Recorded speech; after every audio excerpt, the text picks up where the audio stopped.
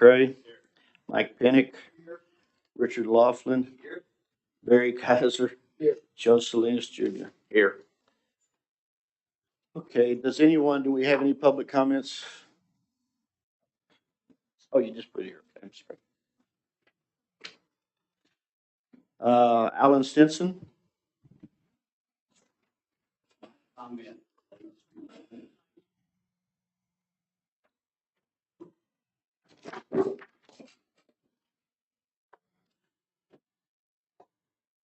My comment relates to one specific agenda item. I don't know, Todd was explaining this might not be the time to tell you what I have to say, but I'll be happy to do it. Up to y'all. Go ahead. Okay. This is in reference to application C at 316 West Orchard. All right. So I live at 315 West College. That's my back fence we're talking about, where you want to put the party pavilion. Not you, but whoever wants to put this party pavilion. All right. Doesn't seem to, I don't know anything about all this historic stuff. I sort of do because I own Hill and Vine. And obviously I went through it. Anna and I got to be good friends.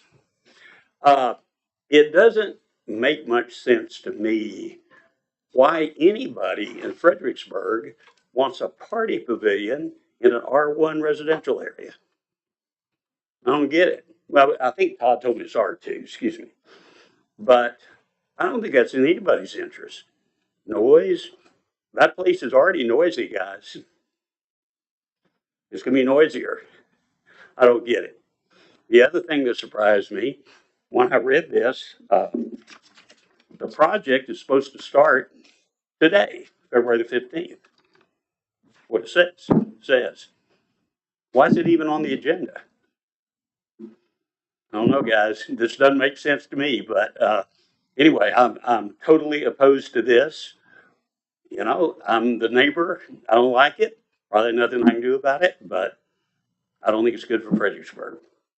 I think it sets a terrible precedent that you're going to have to live with. That's all I got. Thank you. Thank you. Ted Edison or Gibson? Sorry, Gibson.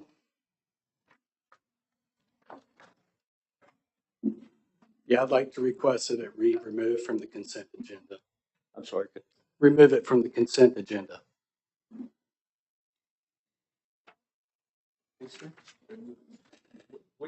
Which application? 7C.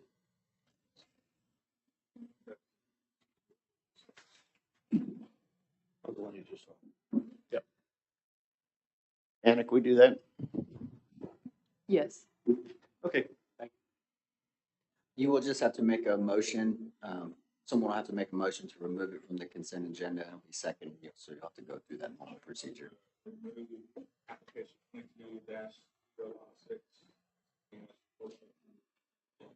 I'll second that. Any discussion? Oh, still need a vote on the motion and the second. Oh, okay. Yeah. Any discussion? Any? All right, I have a vote. All four, say aye. Aye. Against? Aye. Did you get that, Anna? Yeah.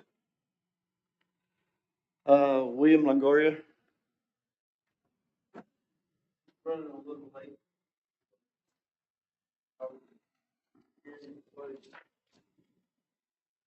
William, if you're the applicant, so you don't have to come at this point. We can wait till your agenda item is called. Did you? Yeah. Okay. We're gonna wait. He's the applicant, so we can just wait till his agenda item's called.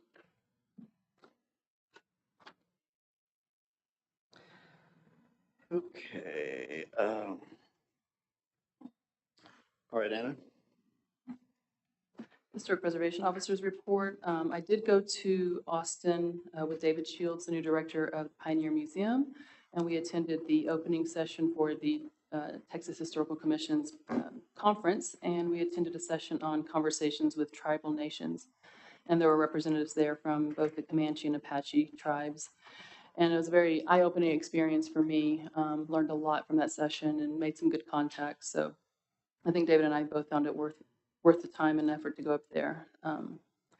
Did not attend the rest of the session because I had to get back and get this packet completed for you guys. But just remember that the THC is a resource. They do have a lot of webinars and presentations on relevant topics.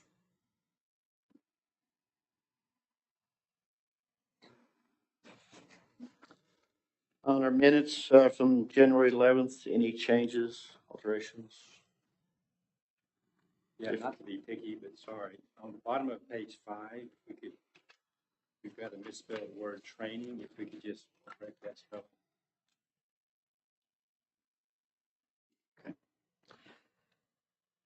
All right. We have to have a vote, Anna, if there's a change. Okay. All in favor of the one change that was made, say aye. Aye. Anyone against? Okay. Minutes are approved. Okay, the consent agenda. The items on the consent agenda are deemed by the Historic Preservation Officer to be routine in nature and will be approved by one motion of the board adopting the staff findings and recommendation as part of the approval. The items on the consent agenda will not be discussed. Any member of the board or the public that wishes to discuss an item on the consent agenda may request that it be removed and placed on the individual consideration agenda. We have removed C. So, any discussion on the rest of them?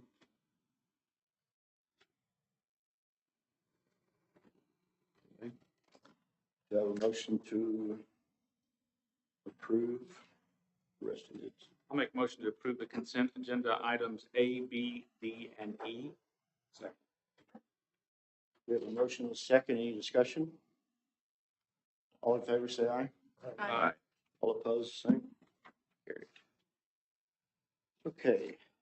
Individual consideration. Do we want to do the orchard first? Yes, let me just make clear, if you were here for 213 East Travis, 206 North Crockett, 208 East Center, and 706 West Creek, your application has been approved and you do not need to stay for the remainder of the meeting. I'll issue a certificate of appropriateness by the end of the week, but you can stay if you like.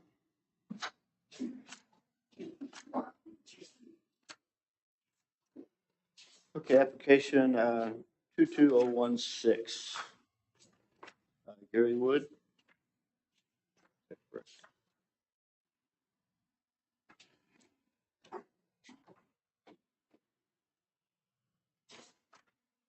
Is there anyone representing that? I don't see Mr. Wood in the audience. I don't know if the owner's here.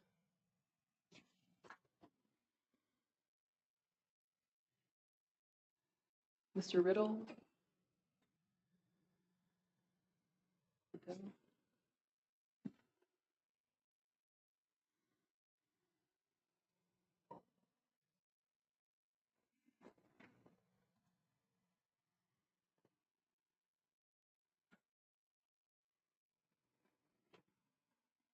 And the applicant must be present, so we can postpone this one to the next meeting. Okay. Do we have to have a vote on that or anything?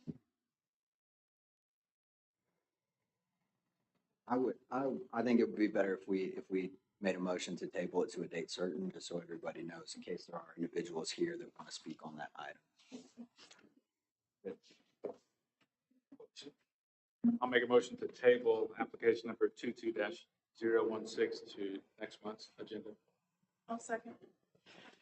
We had a motion and a second. Any discussion? All in favor, say aye. Aye. All against, something? Motion passed. Okay, application 22019. Mr. Callis.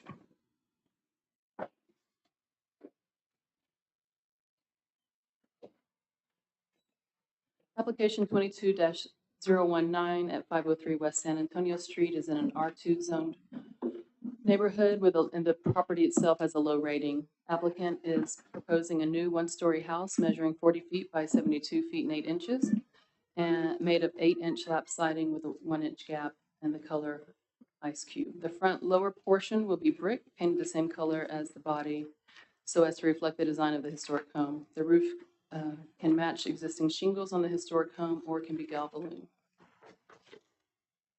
Right, so I've cited the sections for new construction regarding height, massing, setbacks and materials, lot coverage,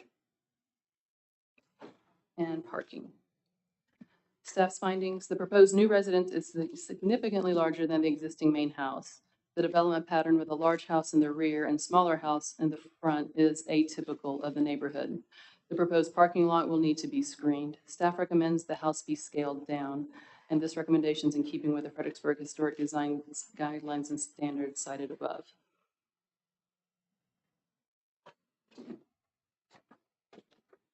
Okay, you're up. All right, so we are representing the Callis family. They weren't able to be here. And the reasoning behind their logic, they're saying there's some pictures that were not connected, but that should have been submitted that would have shown larger houses in the back.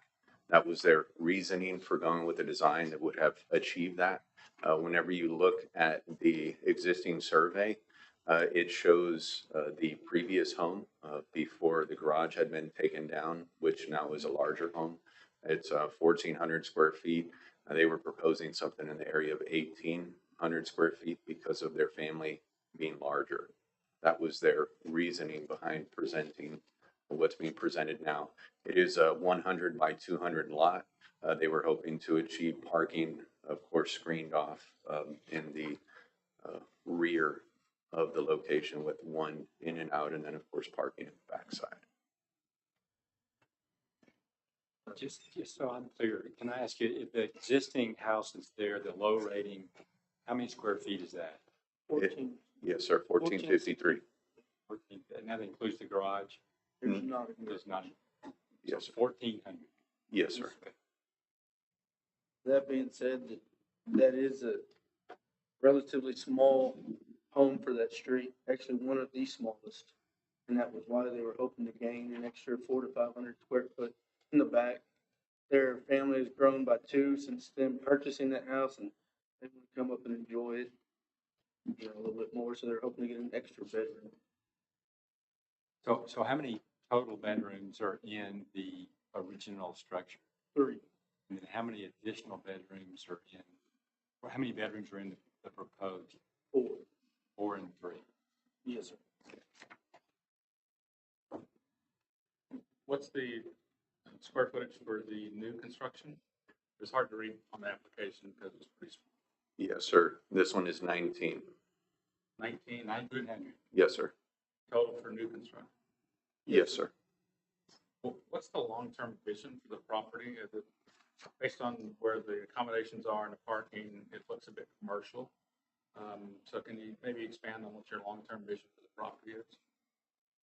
So that'd be one house behind the original, and then maybe one more to the right, with the idea of keeping, that street has more of the parking hidden in the back right corner, and then eventually, you know, with the right, I guess, compound look, you know, fencing it off and keeping everything in one area. There, we look up and down that street, and everybody kind of has little courtyard scenarios, and that's what we were trying to hope, you know, hide it with the right vegetation and landscaping and a little fence throughout the front.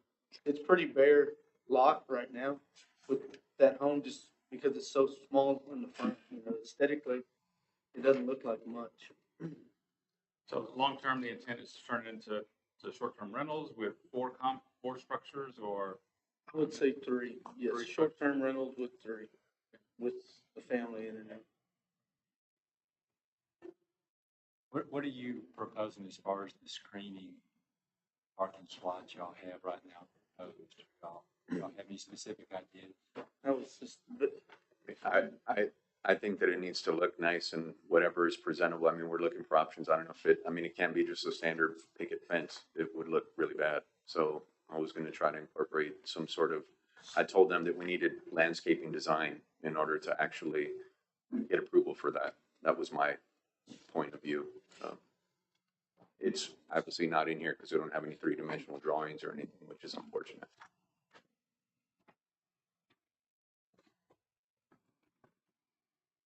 It's a small house. It's a low rating house. It's a large lot. I know we have, as a board, wanted to have a footprint in the rear be smaller. It'd be hard to be smaller in that house, in my view.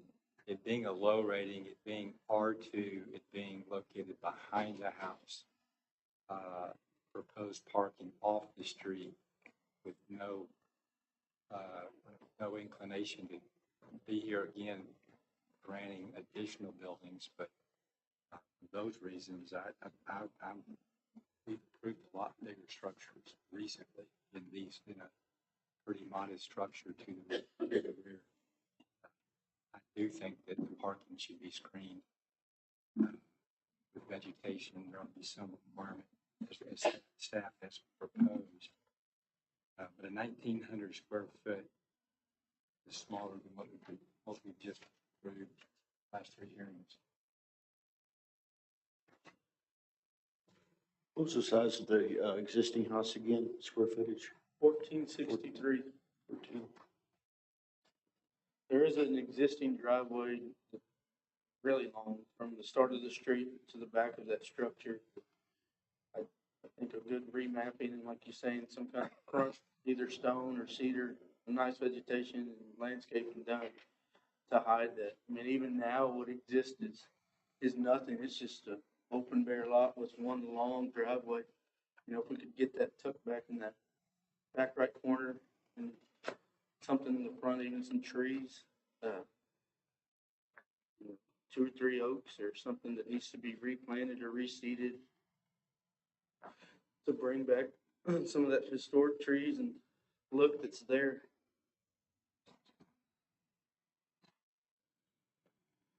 Might be more appealing to y'all and to us. I mean, my thoughts are a little different than Michael's. I would agree with staff's finding that the new construction is a bit on the excessive side, given the current structure. Every application is very different. I think you guys would probably do yourself a favor by maybe looking at the entire plan for the long term. You might save yourself a lot of money if you, in the long term, by looking at the total plan and then maybe doing it in phases. That's what I would challenge you to do, to go back and look at how you want to develop the entire lot. I mean, we look at a lot of these every month. Better to have a long-term plan than piecemeal stuff together. Save yourself a lot of money. Okay. So a point of clarification, because this has come up before, when we're talking square feet and we're talking footprint. I think the 1,900 cited is the living area, but the footprint of the building is actually over 2,000 square feet.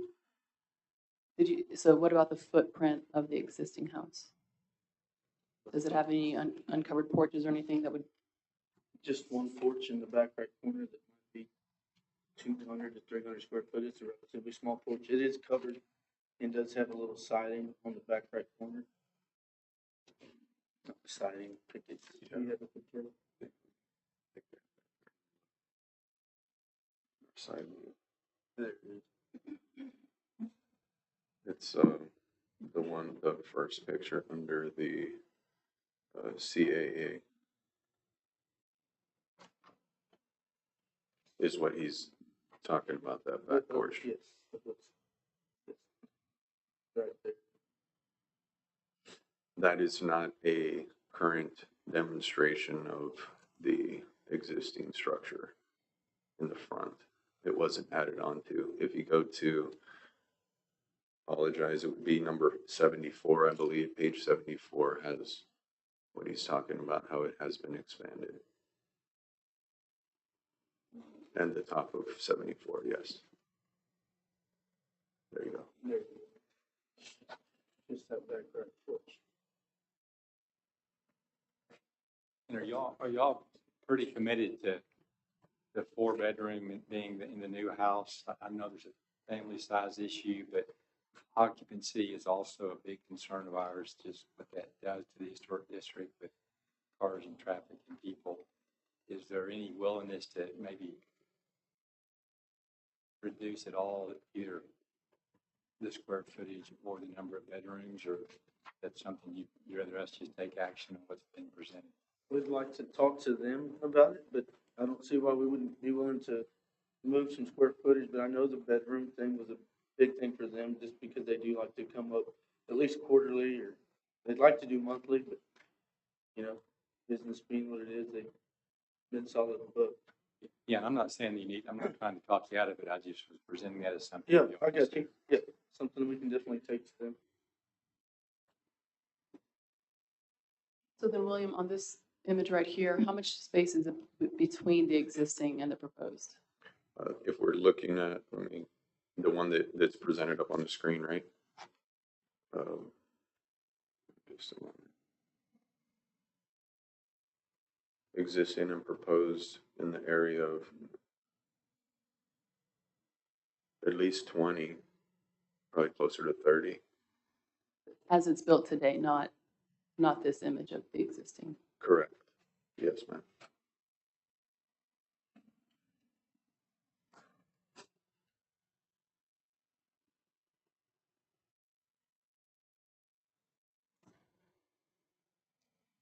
From the site plan and then the aerial, it looks like it's really close to your neighbor on Edison. Do you happen to know how close that is? Edison would be the street behind us. Yes, to the left. To the left, Looking. the proposed shows 5'3" in because it's supposed to be 5, and we put the extra 3 inches. It's just keeping it off the fence line. There is an existing brand new privacy fence there. Their house, I don't know how updated their aerial is, but they've added on too, and they've come within the same distance of the fence. Tiny lot, that's what I was asking.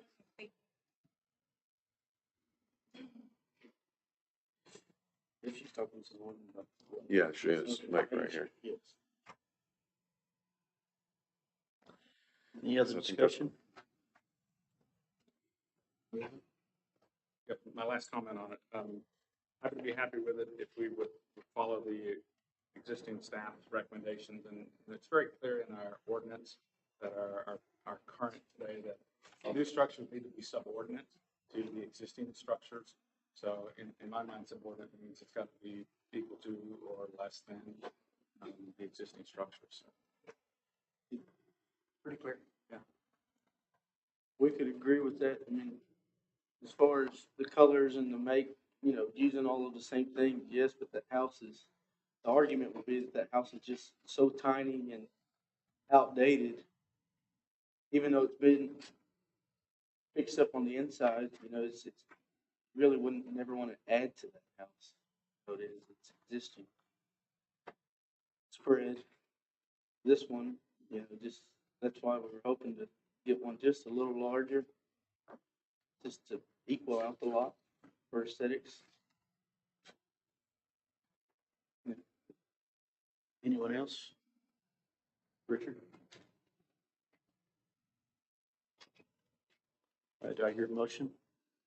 So just, if we could before, is just somewhat of a consideration for a little bit of a larger size, if we can go back and create, not necessarily, make it that much smaller, but maybe if we could keep the 4, slim it down a little bit and run closer maybe to like 17-ish, on the larger side of 17, we're a little closer to 14.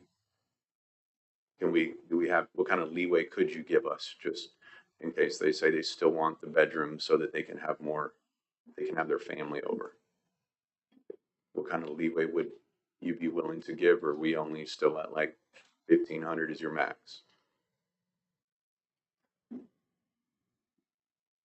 I would like to see it go along with the development pattern with the rest of the neighborhood, which is usually bigger house in the front, smaller house in the back. So I don't know if they would be able to consider making the larger, the house in front larger and then addressing the smaller house, but that would be my recommendation.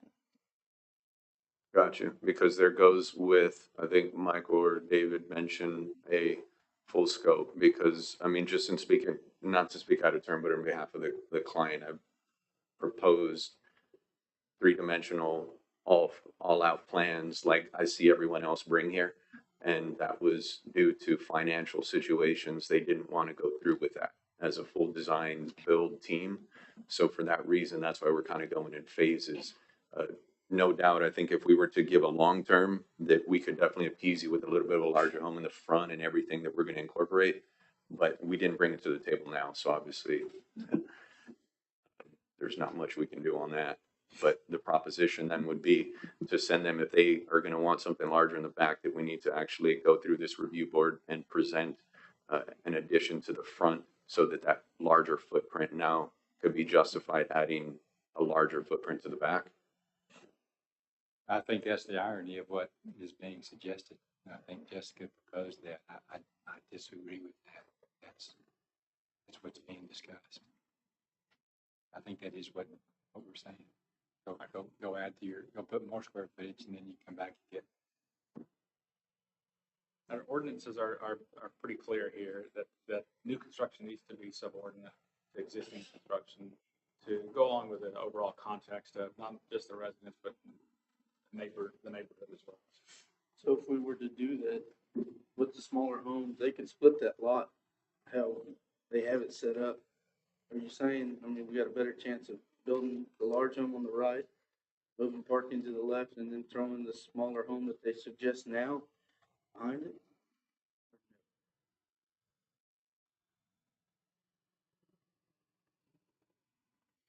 I think what's scaring us part of the fact is y'all are saying you're gonna do a lot of stuff in the future, but we don't have an overall plan. Okay. I think if you developed a master plan and came back, then the board would be a lot more comfortable, but there's a lot of unknowns here. Okay. And the ordinance is very clear about putting a bigger house behind a smaller house. Gotcha. Got you. So just before we present, because if she comes back and she watches this on YouTube, then I'm going to say, the proposition, although in the past there were some larger footprints going behind other homes, currently that would be off the table. Is that correct? Based on our current ordinances, yes. That's what I want to opinion, please.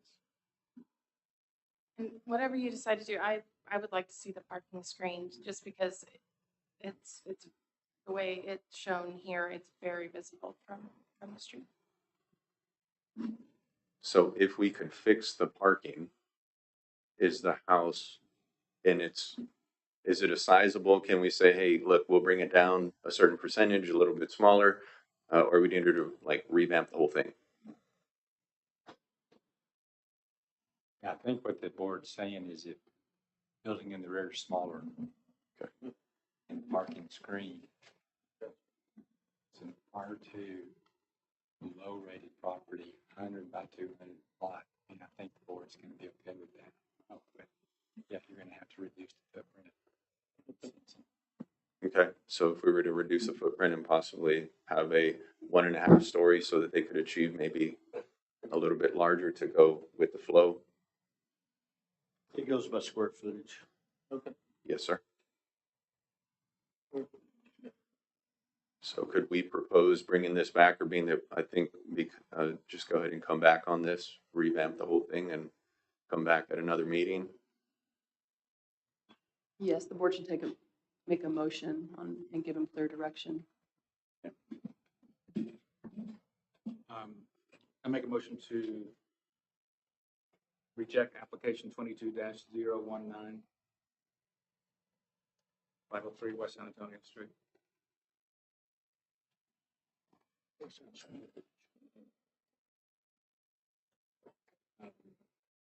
There's not a second. I'll second that. We have a motion and a second. Any discussion? my intent on that is basically let you guys go back and rework it, based on the feedback that you've heard tonight, that existing structures or new structures need to be subordinate to existing structures. And then the comment about screening the park. So hopefully that can give enough guidance.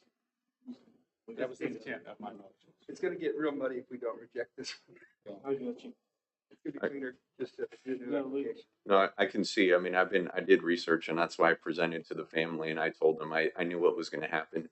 I mean, I watched it, I did my research, but so we'll go ahead and come back with now. Hopefully, they'll listen to us, and if they want to go forward, we'll go ahead and present a design build that we're looking for in a town like this. How does that sound? Thank you very much. Absolutely. Thank you All right, for we your have a consideration motion and time. a Second. Any more discussion? Anybody? All in favor, say aye. Aye. Opposed by the same? Thank you. Thank you. Thank you. Okay, application 22-022-101 East Orchard, Todd Stevens. Application 22-022 at 110 East Orchard is also an R2 zone property. The property is mixed rating. There's no main structure. It has a high rated windmill and tank house and a medium rated metal garage. The applicant is proposing to deconstruct the medium rated garage and reuse the materials on the new house and build a new single family residence on the lot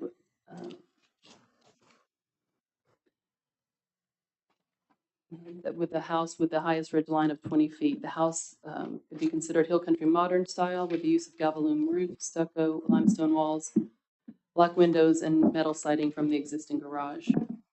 I've cited the sections of the code dealing with lot coverage, site layout, service areas and parking, new residential construction, orientation, setbacks, height and massing, and materials. Staff's findings. The existing metal garage was given a medium rating in 2019. Staff recommends the deconstruction of the structure and reuse of the material on the new house, given its current condition. New construction, the lot coverage and orientation, the lot fronts East Orchard, and the new proposed structure is pushed to the back of the lot to allow for future development. The proposed location orients the house on Cora Street. Staff recommends the house be moved closer to Cora Street to more closely align with the other houses on Cora Street, as required by 3.421F. While the owner plans to eventually build another house facing Orchard Street, this house is a single-family house and should be oriented and set back to be compatible with Cora. Staff was not able to compare the heights of the neighboring contributing properties. The proposed ridge height of 20 feet and the plate height of 10 feet height may be more than 3 feet greater than contributing neighbors. Staff recommends approval if the height is in fact within 3 feet. Design and materials. The design of the proposed new structure meets the design standards for materials, differentiation, compatibility of style and form with a small front porch, traditional design features as cited above. And this recommendation is in keeping with the design standards. Okay, Ready? All right. Good evening. Some of you know me. I'm Todd Stevens with Hills of Texas Homes. I've been hired by the Sanchez family out of Austin to build a weekend home, and it will be an STR for a while. This is a young family with two very small children that like to come to Fredericksburg like everybody else, and they just want to have somewhere to come when it's available. This lot, I've been dealing with this lot for 17 years, honestly, with another client.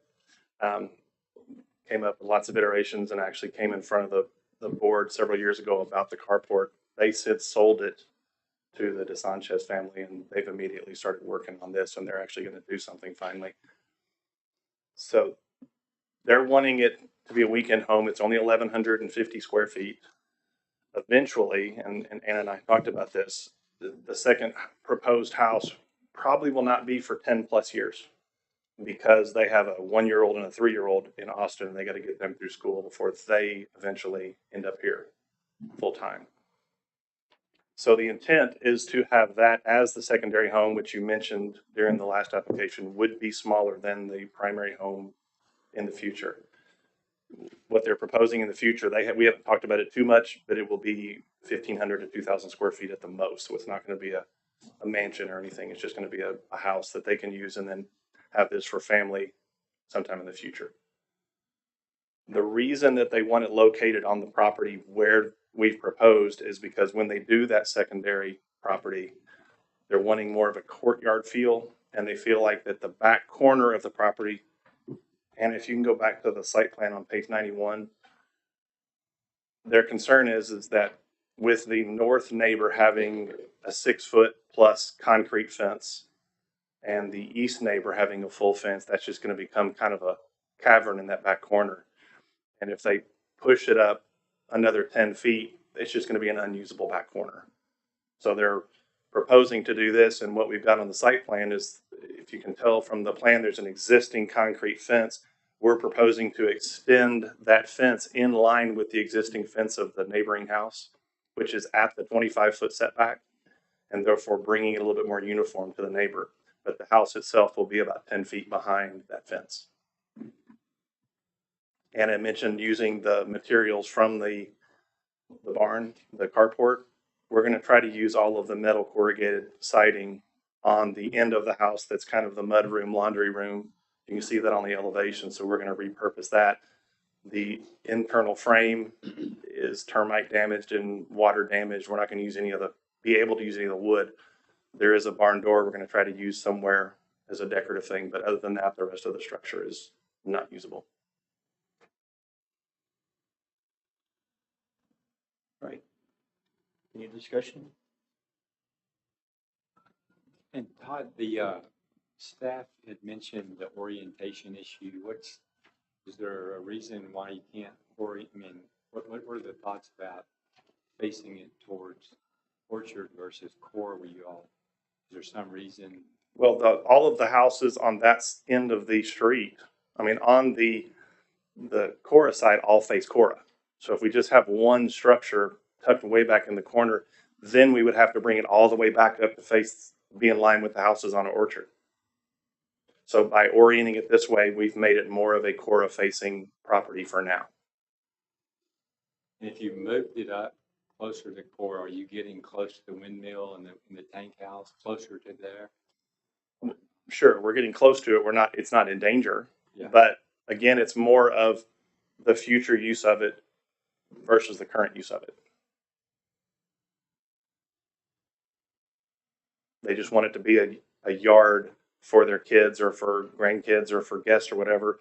And there's going to be more availability on the left side or the front of this current house. Once they do their grand plan, they'll get rid of the crushed sidewalk. They'll get rid of that wall 10 years from now, and they'll actually make it a backyard. And they just don't want it to be a hole in between 2 6-foot, one being a concrete fence, one being another privacy fence. It's hard when we look at standards and they talk about orientation.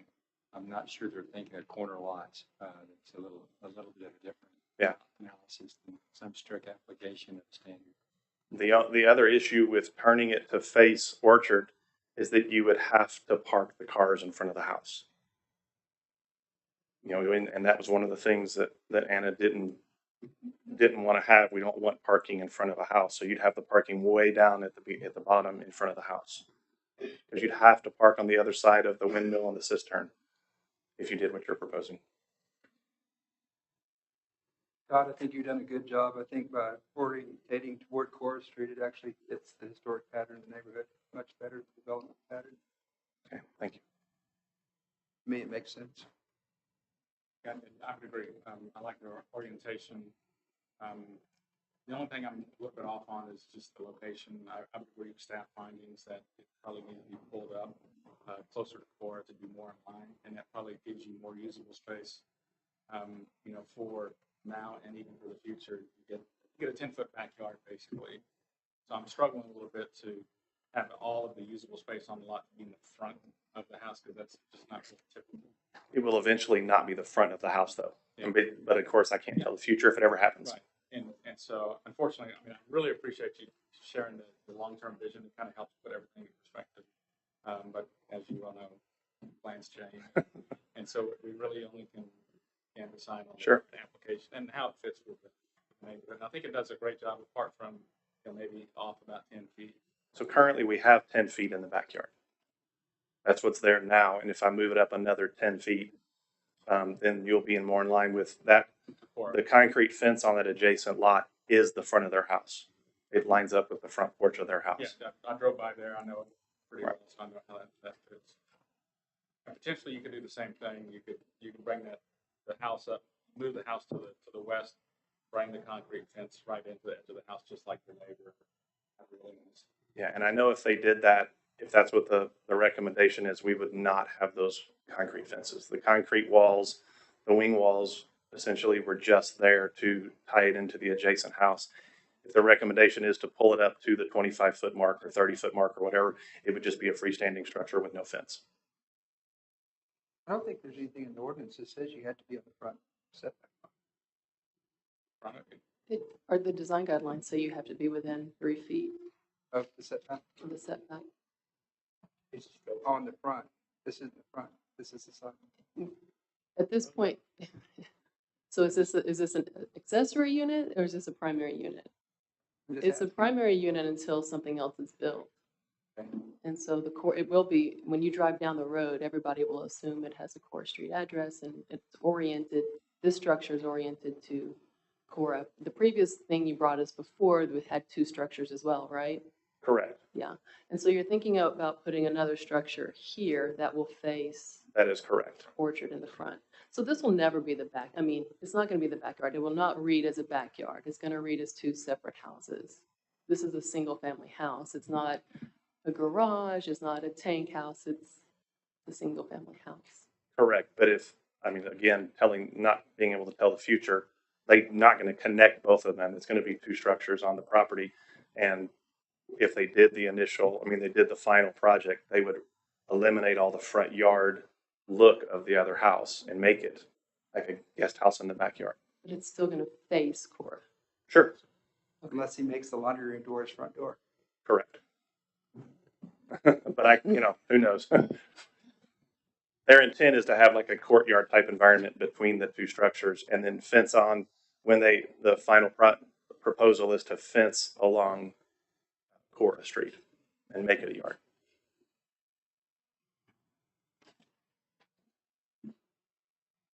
Okay, any more discussion? Do I have a motion? Can I ask one quick question Sure. that might bring up something? Sure. And again, this is in the future phases, but what are the limitations in the future if we propose to bring the house up? What kind of fence can you put on Cora if that's everybody's front yard?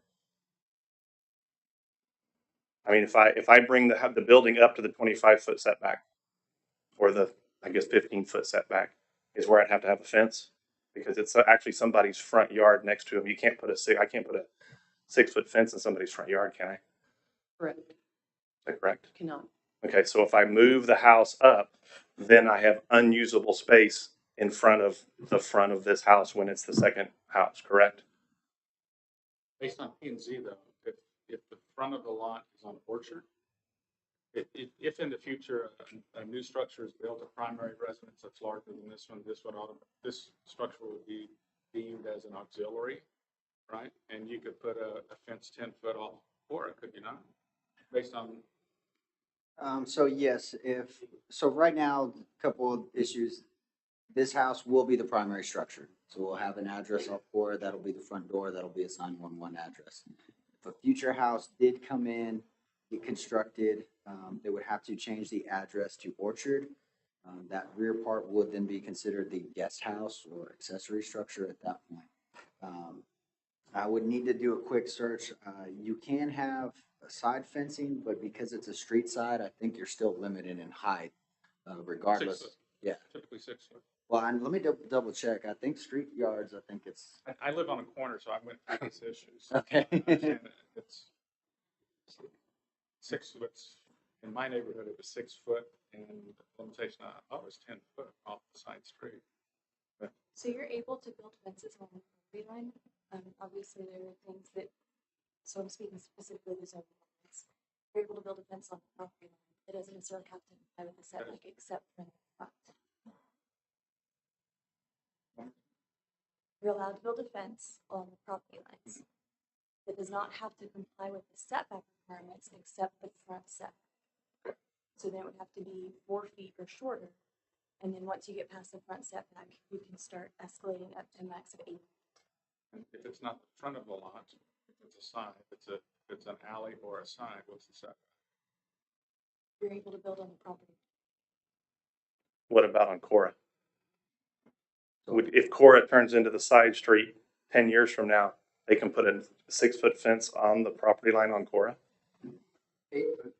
or 8 foot? I'm gonna let me look at that right now. I mean, by the subdivision ordinance, technically, a lot like this, the front yard is the front. And so if this was your primary structure, the reality is you should be building that on the front.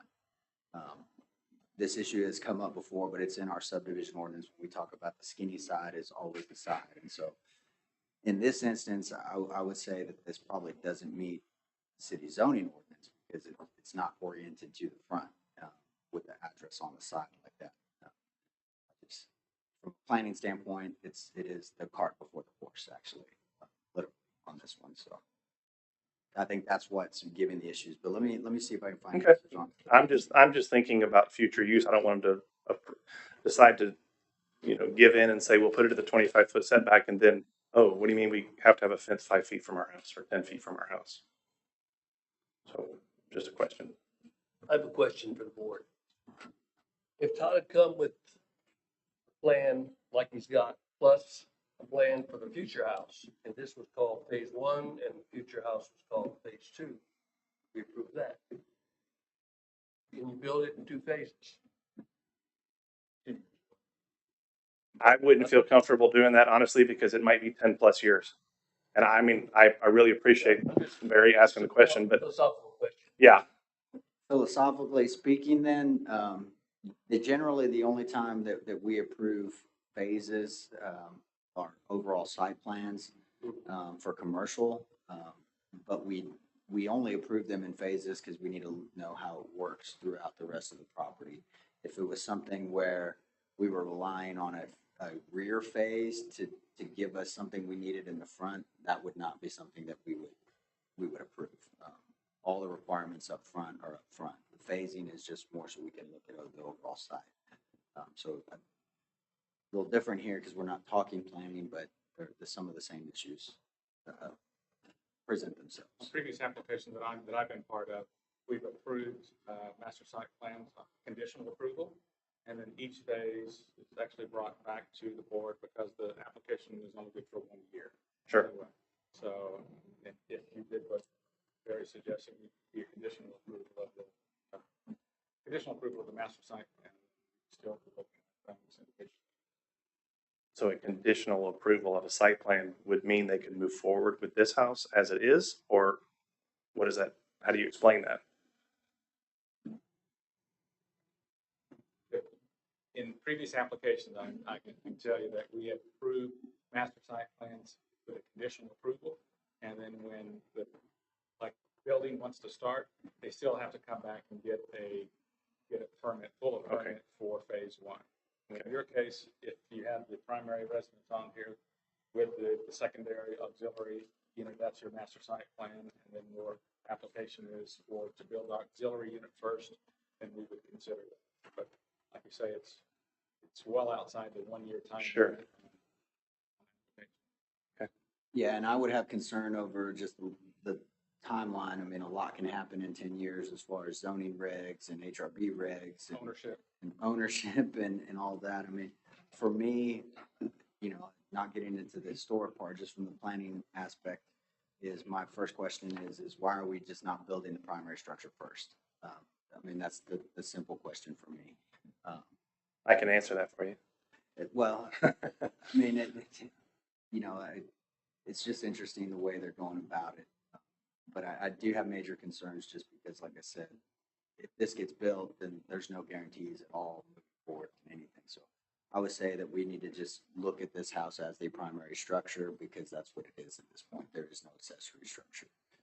And vote according to what our guidelines say. So then can I get a summary of, I guess, recommendations, or if you need to make a motion, is the only consideration is moving the house closer to Cora at this point.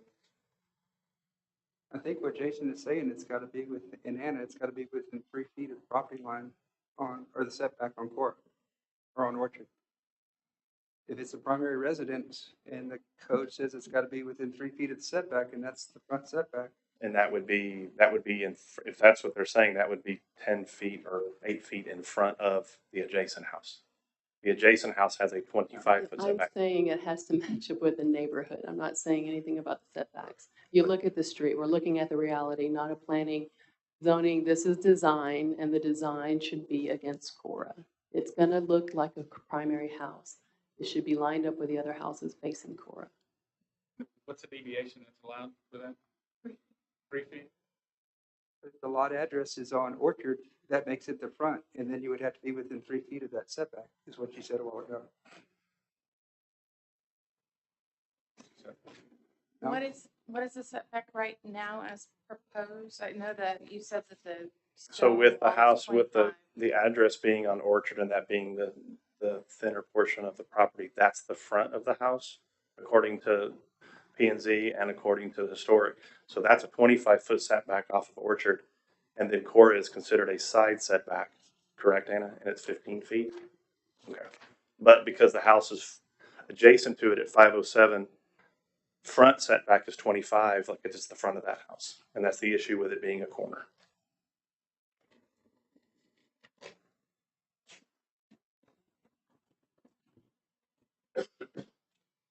Okay, anybody else? I make a motion to approve application number 22022 as submitted. Go a second. A second. Okay, we have a motion and a second. Any more discussion? Okay, all approve, say aye. Aye. Aye. Disapprove of the same? Aye. Motion is passed. Okay, thank you.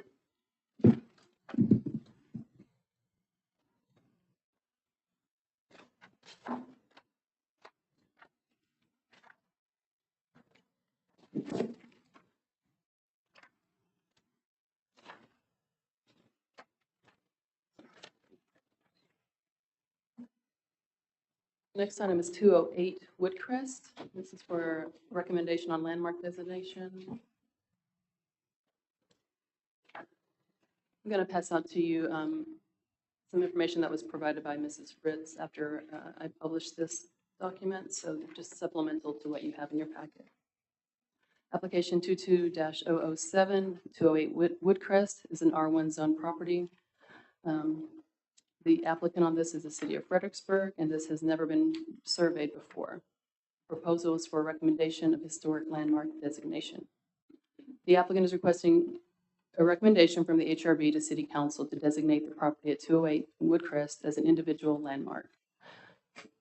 I've cited the sections regarding ratings, high ratings, and landmarks.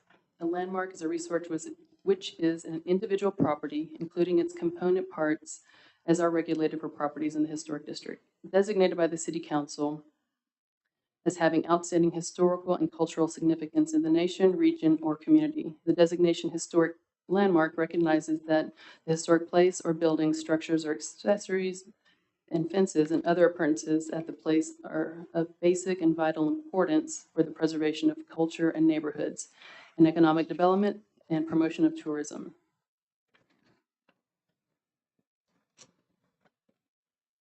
Staff's recommendation and findings: the custom house built for the Norbert Fritz family in 1963 at 208 Woodcrest was designed by locally and internationally known architect Jack Staling.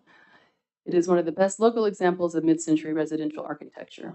The house embodies many of the quintessential design features of mid-century modern homes and retains a high level of integrity as it remains virtually unchanged. Staff recommends the property be given a survey rating of high and landmark designation. The house is owned by Jason Fritz, son of the original owners, and is currently for sale. Staff finds the property meets 6 of the 8 criteria used to evaluate historic significance and has importance for design and construction and association with persons significant in our past. Criteria A, character, interest, or values as part of a development, heritage, or cultural characteristics of city. This post-war residential development this is a post-war residential development by a World War II veteran. Item C, embodiment of distinctive characteristics of an architectural type or specimen. This is a mid-century modern contemporary residence with numerous distinctive characteristics for the time period and style, including both the prominent middle gable roof with an extra wide chimney protruding beyond the roof, reaching above flat roofs on both sides, an open floor plan with common areas and secluded bedrooms off a central hall, post and beam construction with exaggerated eaves, clerestory windows over a private front facade, stone veneer, juxtaposition of large stone fireplace with large panes of glass, sliding glass doors to the backyard that makes the outside feel inside, a screened kitchen with access to the large family space with cabinetry and a pass-through. Item D, relationship to other distinctive buildings, sites, districts, or structures which are historically significant. The relationship to 210 Woodcrest, the KNAF radio station owned and built by the Fritz family, in relation to 702 North Milam Street, designed by the same architect, Jack Staling. Criteria E, unique location of singular or physical characteristics representing an established and familiar visual feature of a neighborhood, a community, or city. The house is oriented on a large lot on the western edge of the city limits. It's designed around live oak trees, and the neighborhood was developed in the mid-century, but this house stands out from the rest in the neighborhood. Item G, identification with a person or persons who significantly contributed to the development or culture of the city, state, or the nation. Norbert Fritz was a World War II veteran that returned home, becoming a successful businessman and important member of local society. Aileen Fritz, who oversaw the design of the residence with the architect, was a female pioneer in radio and broadcasting. And criteria H, value as a protective of a historical resource. This is a one-of-kind custom house built for a broadcast industry pioneering family. And I do need to note that the current owners are in favor of designation and support. Okay, do I have a motion to, or get discussion, I guess, about this? Anybody have anything to say? I'd like to compliment city staff, do what you can, of pulling together such an extensive package on it. Great job highlighting an architectural significant asset in the city. It's cool. Great job. Okay, do I hear a motion? Make a motion to approve. Second. I'll second it. Okay, we have a motion and a second. All in favor, say aye. Aye. All opposed, say aye. Passes.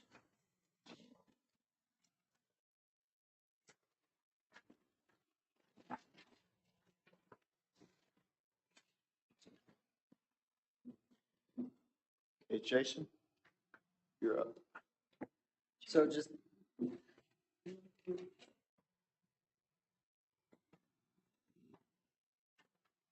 The applicant for the first item that was pulled from consent is here, if you want to consider his application.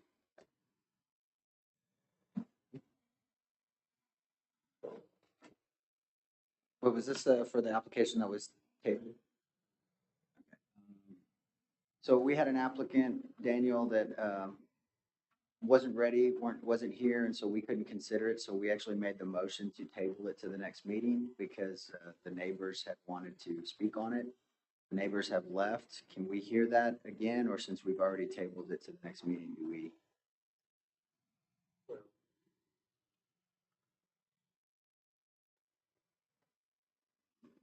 We need to give the neighbors an opportunity to comment on it. So, I mean, you could hear the application now and then not take action and set it for next meeting if you want to do part of it now. But I would be hesitant to take action tonight without, you had somebody that was here that wanted to address the board and didn't have an opportunity to do so. I'd recommend that you don't take action without giving them an opportunity to comment. So they already did comment, so would they be able to comment again? They already had an The opportunity neighbor, to give a yes. comment? Mhm. Okay, The opposition made comment okay. and the application is full. Now the applicant Okay, that's the difference.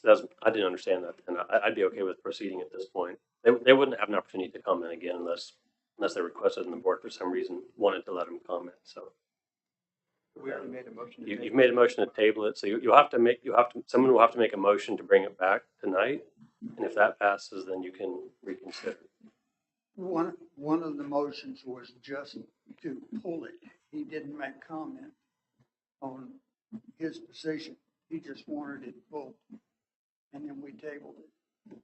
So he may have had other comments to make. And after we agreed to pull it, then we tabled. So he didn't really make comments. He just asked for it to be pulled. And then Okay. probably. So, I mean, since I wasn't here, I can't, I mean, I guess if the board has any concerns that person or person still wanted to make comments and they didn't have an opportunity to do so, that would be my hesitation against taking action tonight. If you think that you heard everything that they wanted to hear and that they had an opportunity to voice their objection or concerns, if they had that opportunity tonight, then I would be comfortable with you, assuming the board wants to bring it back tonight, that I'd be comfortable with you taking action on it. Let me make a motion. I make a motion. Excuse me. Tabled. Yeah, I was gonna say, I do want to clarify, there were two gentlemen that had spoke, Mr. Edison and, I'm sorry, Hudson and Stinson. There was an actual third gentleman that was sitting in the back that wanted to comment. He did not get up and speak, so he definitely needs to get his say. So are we okay with what we did? Okay. All right, Jason? You're up again. Yeah, so just a quick update on where we are on the short-term rental ordinance. As you know, we had a special council and planning and zoning workshop last week. On that workshop, we tackled 4 or 5 major items and a couple minor items. Those had to do with the R1 zoning district, R2 zoning district, the historic district, and then we had some penalties, provisions, and some other issues like deeds that we're discussing. At that meeting, I was given some direction by P and Z and council to make some amendments to draft 4.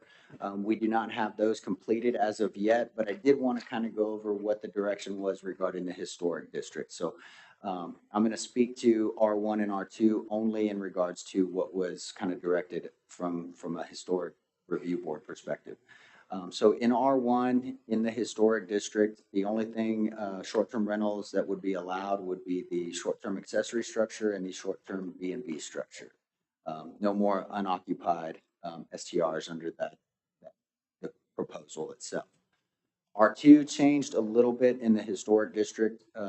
Right now, they did say, and let me make sure I get my notes right because there was a little bit of back and forth on that. So on the R2 within the historic district, any short-term rental unoccupied is going to require a CUP.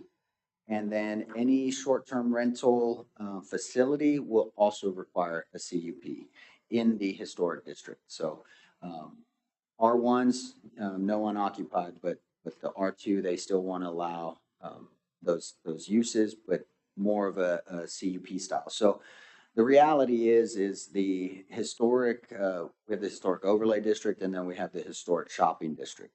Any first floor B&Bs currently under that go through that CUP process anyway. So that's that covers almost all of the R2 along San Antonio. So really the only R2 that's left in question is that's right around the school. And so that's why they want to kind of keep the CUP process there. Now, we did have some conversation by this board several months ago. We talked about density. That was our big concern on all of the units. So a prior draft had 1 structure per 5,000 square feet. So we'd basically be looking on your typical 10,000 square foot lot, only 2 structures versus the 4 or 8 that we've been seeing.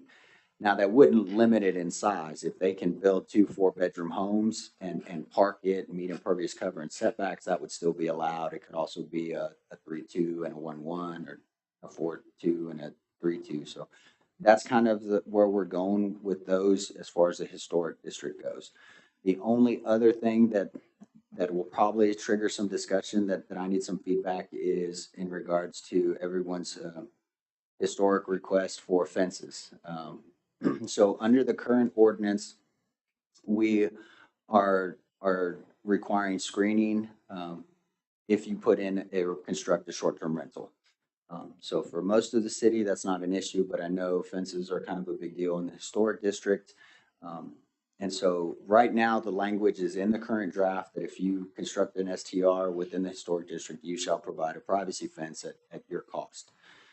The thought process behind that was because we are seeing the request for these from neighbors, we didn't feel like it should be the neighbor that bears that financial burden. But given y'all's concern about fences in the historic district, I'm thinking of maybe softening that language to say, shall be required with approval of HRB or something like that, so that we can kind of take a look site by site to make sure a fence is warranted or works there. But my concern is if they do go in and we don't have that requirement, what burden or cost are we putting on adjacent landowners? So I think I'd like a little feedback on just, I guess we'll take it R2 by itself for me so I can kind of finalize my language. Are we comfortable with the 5,000 square foot per structure, or is that too low? I mean, that was the conversation we had last time, so I was just going to stay with that. But now's the time if you want to, if you think that's too much.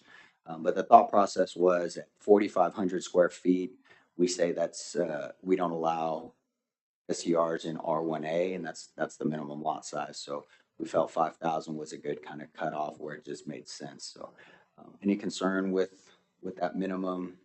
Or sorry, maximum density there? Would y'all like to see that increased or are y'all comfortable with that?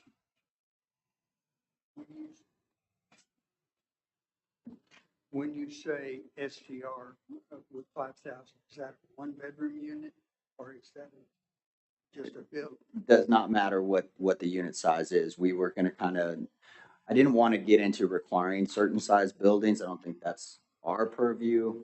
We wanted to give them flexibility to say, hey, 2 1-1s work for us, or 1-4-2 and a 3-2 work for us. We just didn't want to get into requiring that. So it could be, 2 5-bedroom homes on there. Now, again, they have to meet their density and parking, and there are some impervious cover caps, so that'll play in with it. I just didn't know if y'all wanted to adjust that square footage. As an example, the 2 young men who were trying to build that larger structure in the rear of the property, they could build they have 1 structure, but they could build 3 more structures. Yeah, that lot was 20,000 square feet, then yes, they could build those. Under the current ordinance, they could build 8. So I'm not hearing any much concern on the density there. So the other issue was for the STR facilities. There was some discussion about allowing them by right next to commercial.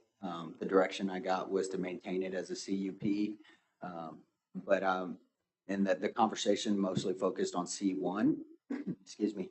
C1 is a little different. That's offices, they're closed in the evenings. Apologize. And so staff was considering possibly still allowing them near C2 or CBD, that's a different animal, what you're backed up to. Would y'all have any concern with that by right, or would you still want it to be a CUP just so we can take a look at those issues? Because I know we had the one where the hot tubs were and we had them turn it, and CUP, or the CUP gave P&Z an opportunity to allow some extra conditions on there. So I just wanted to get your thoughts on if you had a preference for the CUP or just a by right. If you put a CUP on, at least you have the opportunity to review it. It's not a gift. Okay. And then I guess really the big one is going to be the fence. Like I said, there's a balance between the 2 neighbors. We've seen more and more of those pop up here. Not to say that everybody's building one just because an STR goes in next to them. I just, I feel a little uncomfortable about putting that burden on the neighbors. And so, would y'all prefer some language that gave you all the flexibility to require it, or do you want to just require it but still seek y'all's approval? My preference would be that we have an opportunity to talk about it. I think we should have the opportunity to talk about it, but I think the neighbor that it affects should also have the opportunity to Yeah. talk about it. So for R2 properties, since it's a CUP, that gives everybody the opportunity to talk about it. It really will be the R1 properties. Given the proposed code, I don't know that we'll have a lot of those issues moving forward just because of the way it's going to work out. Now, we do have a lot of STRs in the hopper that are yet to be built in R1 that will be coming across in the next year and a half. After that, it should slow down. So it really is just kind of the existing ones that we're seeing. So if y'all want the opportunity to talk about it, I'll kind of maybe put something on there that says fences shall be required, and then a subsection and say the historic district may require fencing per HRB or something like that, if you are comfortable with that. Yeah, I wanted to address R1 with you, Jason.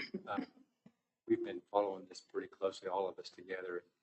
Some of us have been trying to address an overall plan that doesn't take one side or the other. I'm hoping I'm in that category. But I've heard you on the record many times talk about that this historic overlay portions of it is the very place you'd want an SDR. Are you basically, am I hearing you say the city council is giving you direction to go a different direction?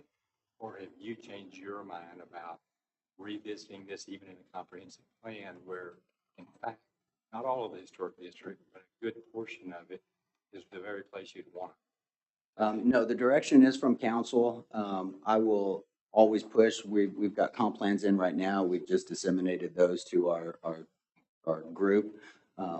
I still fully expect that we need to reevaluate some of the zoning around the CBD and the Main Street area. That's just the reality of life. Whether that's a new zone, a tourist zone, or a residential transition zone, or just an expansion of neighborhood commercial or CBD, I fully expect something to take place there. From my standpoint, proximity to Main Street is ideal because that's where they're going.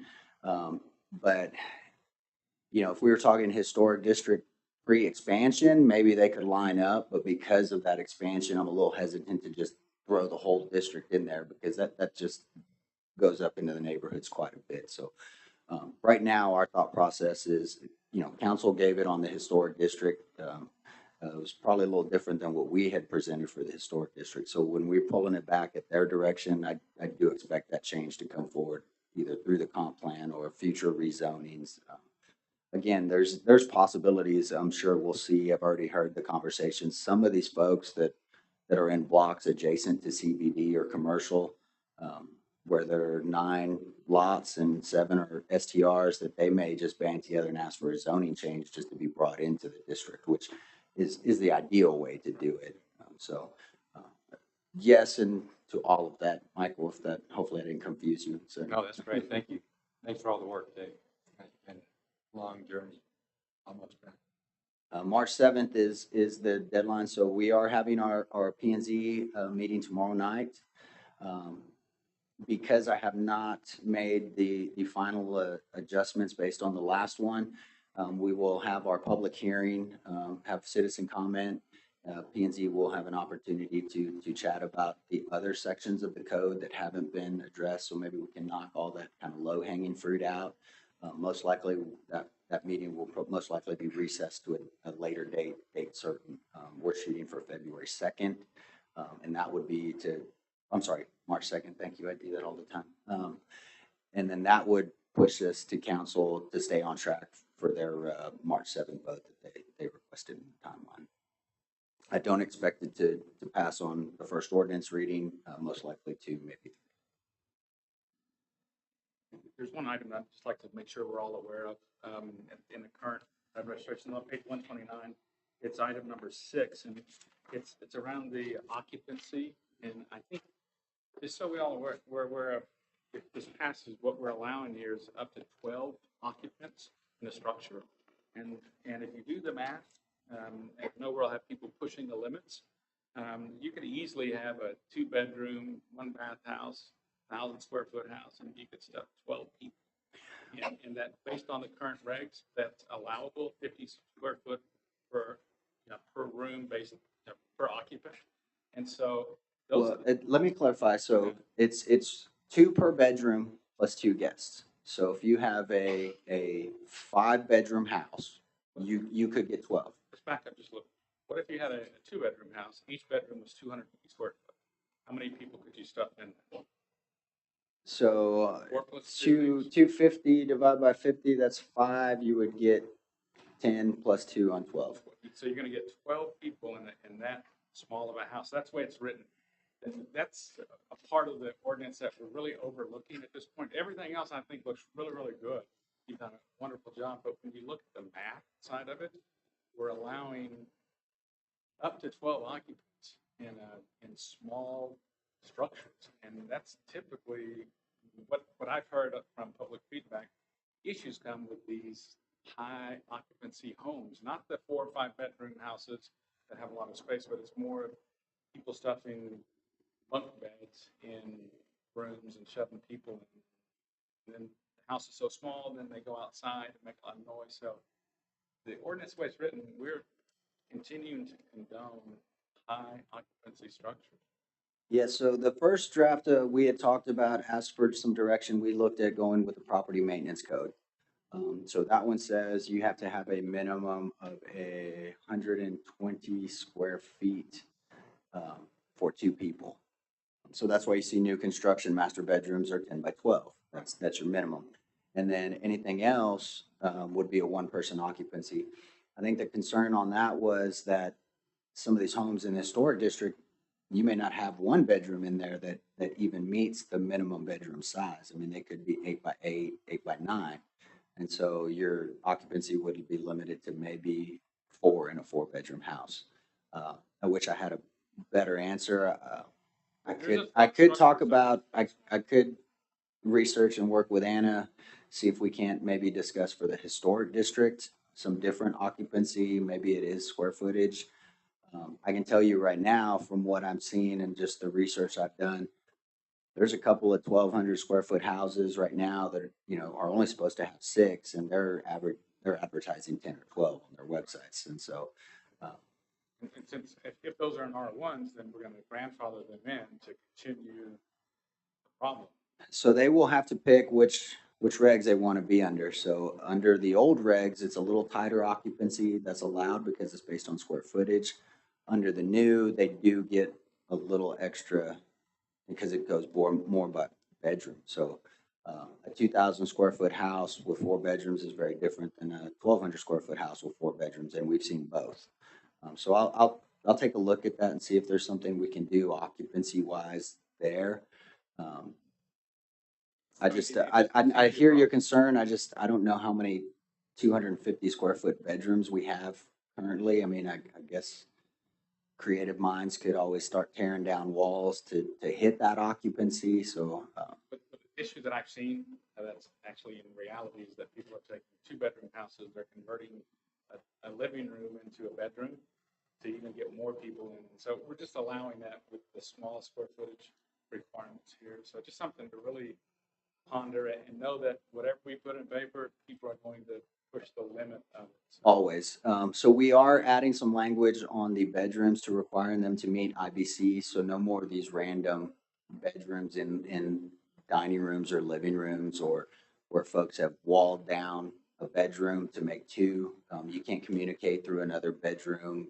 They have to have egress, have to have windows. No more attic spaces that people can't get out of that are sleeping 8 bachelorettes. So, some places will get better, and some, like you said, this will be an ordinance we need to continue to monitor because economics, our city lifestyles. I mean, technology is gonna drive this change in STR businesses more so than any other type of development that we see. So, you know, zoning codes, I'm a fan of updating them every year and working on it. That's just not the way most cities work. So, but with this ordinance, we will have to monitor, it, especially over the first few 6 months to a year. I fully expect tweaks, changes to come back out of this It process. just seems like 12 is a bit excessive. Anything else? Is that it, Jason? That's it for me, sir, unless y'all have other requests or something for me to look at. Good job. Very good job. Anything else? Do you guys want to make a formal recommendation on each one and do a vote, or do you want me to just go ahead and move forward with kind of a verbal? And I can let council know.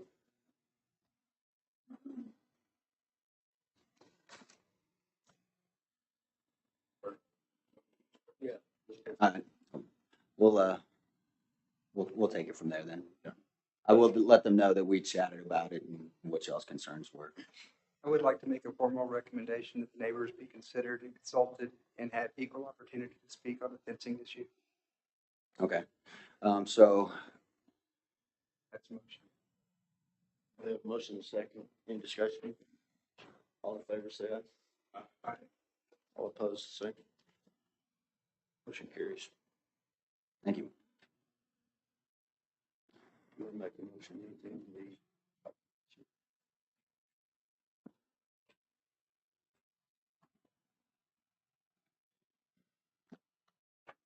Okay. Yeah. Anybody want to move that we adjourn? Second? Is there a second? They're everywhere. All in favor, say aye. Good. Thank you, everyone.